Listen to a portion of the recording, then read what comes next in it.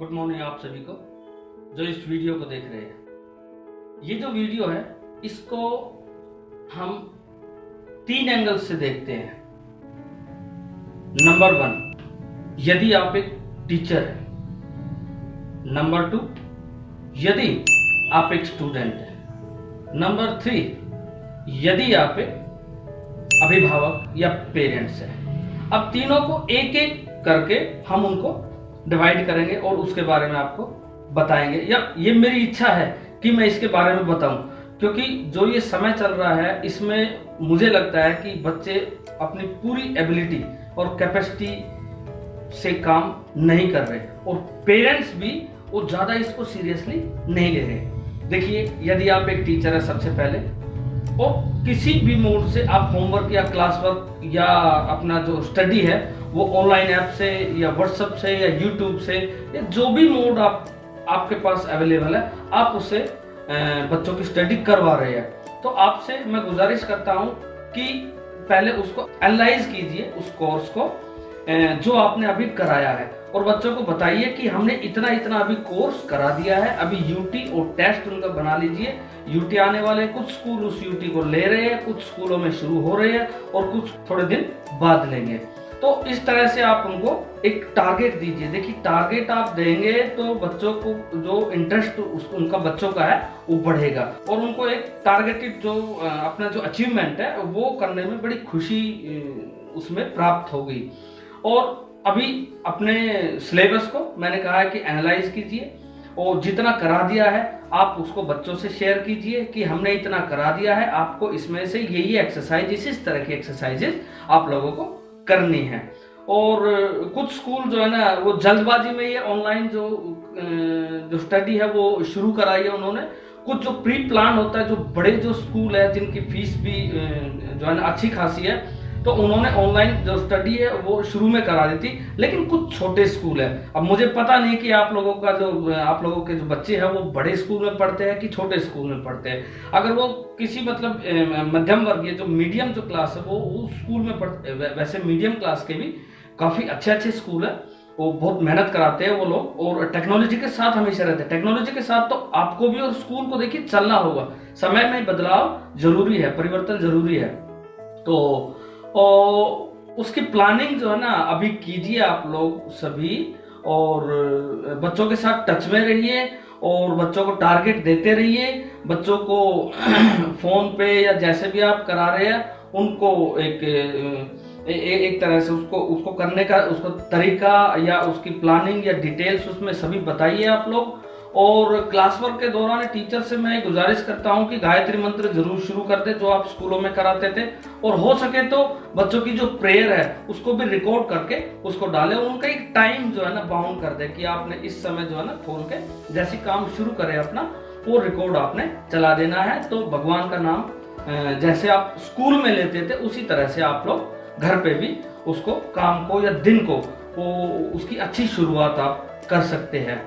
और एक शब्द इंग्लिश और हिंदी का जैसे कि आपके स्कूलों में चलता था, या एक सेंटेंस है या डेली न्यूज है, ये जो चीज है ये टीचर्स उसी तरह से उनको देते रहे। तो ये थे कुछ काम टीचर्स के। अभी हम देखेंगे कि यदि आप एक स्टूडेंट है, अगर कोई स्टूडेंट इस वीडियो को देख रहा है तो आप लोगों को क्या करना चाहिए। तो देखिए, स्टूडेंट के लिए टीवी, मोबाइल, खेल, इसको कुछ दिन के लिए एक साइड में आप रख दीजिए, ओके। और देखिए क्या है बच्चों कि बीमारी का आने का और जाने का कुछ पता नहीं है हमें, ओके। इसका कुछ समय तय नहीं होता और स्पष्ट रूप से हम कुछ कह नहीं सकते कि ये कब आती है और कब जाती है, और जब उसका, और ये ऐसा तब होता है और जब तकलीफ जब होती है जब इसका कोई इलाज हमारे पास नहीं है, कोई वैक्सीन आदि इसकी नहीं बनी है। कोशिश कर रहे हैं लेकिन अभी तक बनी नहीं है। तो इस बीमारी के समय का, जाने का हमें कोई नहीं पता है, आप अंदाजा नहीं लगा सकते कि कब तक जाएगी।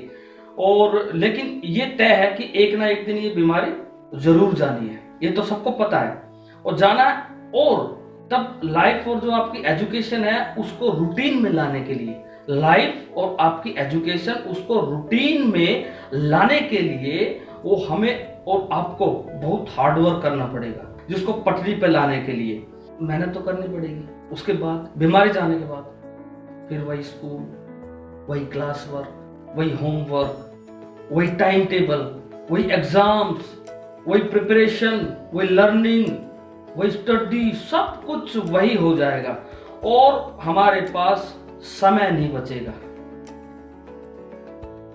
अब में और तब में क्या फर्क होगा? अभी बुक्स कम है बट समय हमारे पास बहुत ज्यादा है, पड़ा हुआ है समय। तब बदल जाएगा, तब बुक्स बहुत हो जाएगी, काम बहुत हो जाएगा, लेकिन समय हमारे पास नहीं बचेगा। बट हमारे पास बुक्स और कोर्स बहुत कम है और समय बहुत ज्यादा है। तो इस अपॉर्चुनिटी, ये जो मौका जो आपको मिला है, ये अपॉर्चुनिटी जो मिली है, इसका बेहतरीन फायदा उठाने का अब समय है। अब समय है आपको इस मौके का फायदा उठाने का। खेल खेल में इसका, किताबों को खेल खेल में पढ़िए, आप खेल खेल में काम करिए। वो जो चीज है वो आपको अब याद रखनी पड़ेगी और समय ही समय आपके पास है, आप उसको कैसे भी यूटिलाइज कर सकते हैं। देखिए बच्चों, थोड़ा सोचिए इस बात को, जो वो बच्चे सोचिए जो इस बात को समझने लायक अब हो गए हैं, यानी बड़े बच्चे हैं, यानी समझदार जो हो चुके हैं, वो इस समय का पूरा फायदा ले सकते हैं। तो समझदार जो बच्चे, जो बड़े बच्चे हैं, वो इसका पूरा फायदा वो उठा सकते हैं। पढ़ाई, खेल, एंटरटेनमेंट, मोबाइल, टीवी, सबका आनंद ले सकते हैं आप बड़े मजे से, लेकिन एक स्टडी प्लान के मुताबिक। देखो अब समय आ गया है कि स्कूल कभी भी खुल सकते हैं। शायद हो सकता है कि जो 10th और 12th की जो क्लासेस है वो अभी जल्दी ही लगनी शुरू हो जाए। तो आपके लिए भी ये टाइम आ रहा है, चाहे वो छोटे हो चाहे वो बड़े बच्चे हो, वो टाइम आ रहा है आपके लिए कि स्कूल खुलेंगे तो आपको आदत बदलनी पड़ेगी। अभी से अपने सोने, उठने, खेलने, पढ़ने, टीवी, मोबाइल, सबका समय निश्चित कीजिए। बेहतर स्टडी प्लान बनाइए और उस स्टडी प्लान के मुताबिक आप लोग ये काम कीजिए, क्योंकि आपके पास समय की कोई कमी नहीं है। उसको सिर्फ यूटिलाइज करना है। आपको कुछ बाहर से नहीं लाना है। पंखा, फैन देखा है ना, फैन हवा कोई बाहर से लाता है? नहीं लाता, लेकिन आपके ऊपर तो हवा फेंकता है। चारों तरफ की हवा को इकट्ठा करके वो आपके ऊपर फेंक देता है। बाकी पंखा कुछ नहीं करता। एसी में गैस होती है, वो ठंडा करता है, कूलर में पानी होता है, वो ठंडा करता है। वो उनमें सब में जो है ना, वो कुछ ना कुछ कहीं ना कहीं से आउटपुट आता है। लेकिन पंखा जैसे क्या है कि सारी हवा को, वही हवा रहती है, वही ऑक्सीजन जो हमारे आसपास रहती है, लेकिन फिर भी हम गर्मी में रहते हैं। पंखा चलते ही हमें गर्मी नहीं लगती, क्योंकि वो सारी हवा को इकट्ठा करके उसी हवा को सही यूटिलाइज करता है, वो सही जगह पर फेंकता है। ऐसे ही समय आपके पास है, उस समय को सबको इकट्ठा करके एक स्टडी प्लान के अंदर उसको बंद कर लीजिए और उसमें से धीरे धीरे थोड़ा आप निकालिए। ये छोटे बच्चों के लिए भी है और बड़े बच्चों के लिए भी है। अगर ऐसा नहीं किया तो कुछ दिन बाद आपको ये करना होगा। स्कूल कराएंगे, पेरेंट्स कराएंगे, सब कराएंगे, और आपकी आदत जब तक बदलेगी नहीं, आपको बहुत दुख होगा। अभी से अगर आप अपनी हैबिट को यूज टू कर लेंगे, उसके यूज टू हो जाएंगे पढ़ने के या स्टडी प्लान के, तो आपको बाद में तकलीफ नहीं होगी और ये बाद में आपसे कराया जाएगा। इस लॉकडाउन के दौरान आप पढ़ाई को खेल समझकर करो यार, खेल समझकर पढ़ाई को करो, वरना जैसे ही स्कूल खुल गए वैसे खेल को भी पढ़ाई समझ के करना होगा। अब खेलना है भाई, अब खेलना है, ये पीरियड आ गया, अब खेलना है, याद है ना? अब खेलना, अभी मेरा मूड नहीं खेलना है, अब नहीं है। अब समय की कोई कमी नहीं है आपके पास। जब जी चाहे जब पढ़ो, जब आपका, देखो आपका सुबह पढ़ने को मन करे, आप अपने स्टडी प्लान में सुबह का टाइम डाल दीजिए पढ़ने का। लर्निंग का आप शाम को करना चाहते हैं या सुबह करना चाहते हैं वो करिए। किस समय आप खेलना चाहते हैं, किस समय आप टीवी, मोबाइल, ये सब देखना चाहते हैं, देखो करते हैं यार, सभी करते हैं। अभी मैं ये नहीं कह सकता कि मोबाइल मत देखो, मोबाइल देखो, लेकिन उसका यूज सही ढंग से करो। ऐसा नहीं है कि मैं कह दूंगा मोबाइल ना देखो तो आप मोबाइल ना देखेंगे, आप तो देखेंगे। लेकिन क्या है कि टेक्नोलॉजी का जो प्रयोग है वो सही चीजों के लिए भी करना चाहिए, उसका यूज सही करना चाहिए। बुरी चीज नहीं है, अच्छी चीज है। तो बच्चों, कुछ ये दिन और जो ये पल, जो ये दिन जो मिले हैं ना, जो ऐसा समय ये हमको नहीं मिला था, किसी को नहीं मिला था उस समय में, आपको मिला है। और जब मिला है तो आपको इसको यूज करना चाहिए, इसका सदुपयोग करना चाहिए, इसका यूजफुल तरीके से जो है ना वो आप इसको प्रयोग कर सकते हैं। और अपने टेस्ट और यूटीज आदि की जो तैयारी वो पूरे जोश में जुट जाए, टेक्नोलॉजी और संस्कृति का भरपूर फायदा उठाए। महाभारत रामायण सब आपने देख लिया है, सबसे आपने क्या सीखा है क्या नहीं सीखा है वो अभी बैठ के उसको सोचने का समय है। अब हम चलते हैं, यदि आप पेरेंट्स हैं, यदि आप अभिभावक हैं, बच्चों के अभिभावक हैं, देखिए माताएं बहनें जो भी सुन रही है उनको आराम बहुत कर चुके आप, बच्चों को प्यार और दुलार भी बहुत कर चुके, उनकी शरारतें भी आपने बहुत देख ली, रसगुल्ले आपने बहुत बना लिए, गुलाब जामुन भी आपने बहुत बना लिया। अभी आपको क्या करना है कि जितना भी आपको तेल और जो शुगर चीनी जो बची हुई है उसको डब्बे में पैक करके उसको बंद करके अलमारी में रख दीजिए और वो काम कीजिए जो आपका बच्चों के प्रति जिम्मेवारी है, ये काम कीजिए।